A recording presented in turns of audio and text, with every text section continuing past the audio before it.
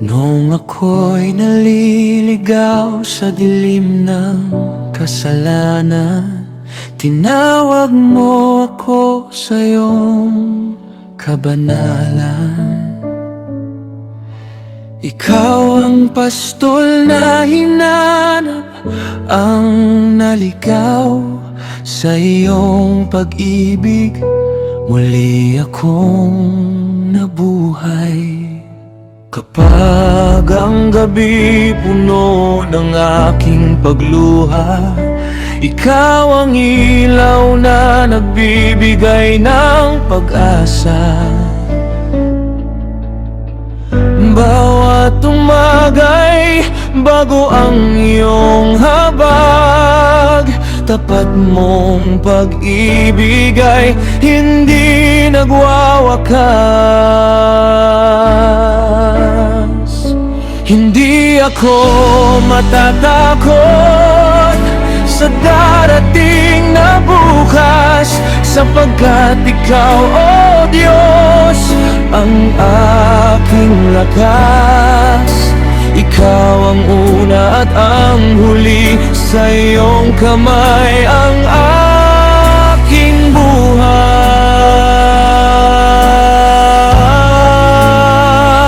Ano man ang bukas para sa akin, ikaw pa rin ang aking Panginoon. Kung ikaw ang kasama ko, wala akong katatakutan. Ang iyong salita ang aking ilawan at gabay sa bawat kong hakbang. Sa iyo lamang ako mananalig, sapagkat ikaw ang aking kaligtasan.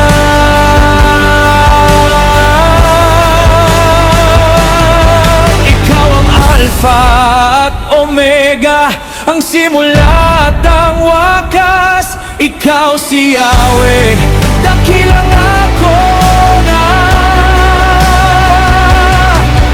ang hari ng mga hari, magpakailanman. Si Jesus ang daan, katotohanan at buhay.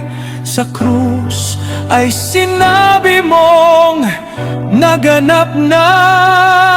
Sa iyong muling pagkabuhay, may pag-asa ako at may buhay na walang hanggan sa iyo.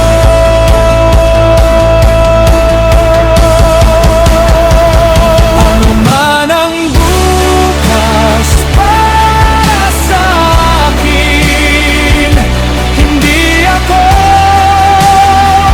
mangangamba,